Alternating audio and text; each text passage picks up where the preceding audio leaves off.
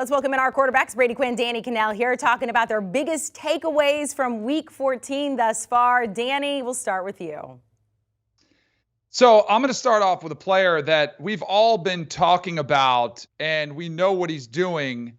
But Micah Parsons, what he's done for the Dallas Cowboys after not even being expected to be an edge player, I think we're looking at possibly the next J.J. Watt, the next Aaron Donald, the next player in the NFL who's not going to win one defensive player of the year, but multiple. He has been that dominant. When you think about a player, too, of this caliber who's playing this well this early in his career, it completely blows me away how much success he's had this early. This is not normal behavior. This is not normally what happens. And the thing that's crazy about it, if you did put him back at linebacker, he might be just as good at that position. So this is a player to me that's versatile. This is what the NFL is becoming with players who can play a lot of different positions. They're sort of position-less players.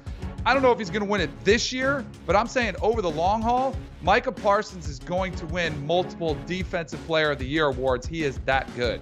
Danny, I'm right there with you. And I'll say it right now, lay the money down on Micah Parsons, that plus 350. The odds are only going to get worse from here because look, the Dallas Cowboys are going to be a playoff team.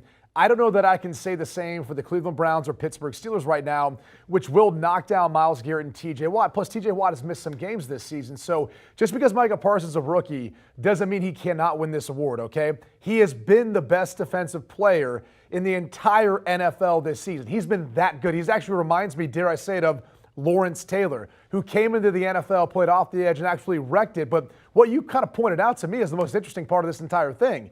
If not for the injuries in Dallas on the edge, we wouldn't have found out that he could play this well from the edge. And now we see how versatile he is. So a huge credit to the Dallas Cowboys staff utilizing him there and obviously giving him this platform where he is the best player in the NFL right now. There's no doubt about it, no matter where you put him. Off the ball as an inside backer or off of the edge, either way. That's DK's take. I don't want to take away from it, but that's what everyone's talking about right now in the NFL. He's that impactful of a player. He's that good, but I want to get your take. Two guys who know exactly how hard it is to get to the NFL. So this was Micah Parsons' quote.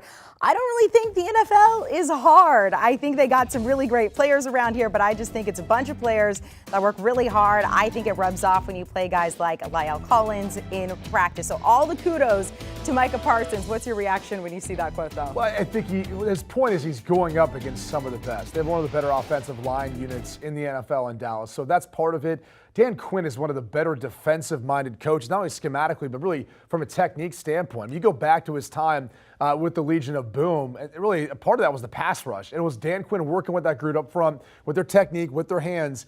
He's helping Micah Parsons come along. And look, talking to a former Penn Stater and LeVar Arrington, he's been high on this kid forever, since he burst on the scene at Penn State and led them in tackles as a freshman. That hadn't been done before. So this kid's been on the scene for a while. We just kind of forgot about it because he decided to opt out in his final year before entering into the NFL draft. Probably should have been drafted higher than he was. I think if everyone could redraft right now, he might have been taken a little bit higher in the first round. Yeah, it looks easy for him, right? I mean, this is not normal. This isn't what you're supposed to see happen with rookies that come into the league. And while, yeah, we can appreciate his physical skill set, this is off the charts type of production that you're getting. And I do think there are a select handful of guys that I played with that made it look easy. And guys like Shannon Sharp, who played tight end, and it was an incredible, Hall of Fame player. It comes easily to them. Then you pair that with a work ethic and a hunger with that natural, ability that they've got. That's how you have a special season with this one. So I was going defensive player down the year, but I agree with Brady said, why not take a shot at it? If he's in third in the odds right now, I think it's absolutely worth the shot because he's gaining a lot of traction. People are really taking notice of what he's doing, and they should. So that is Danny's biggest takeaway from Week 14, which, of course, you agree with. What is your big? Do you want a sports network that delivers everything that matters about the game? The highlights, the picks, the instant analysis. No yelling, no fake debates, no politics.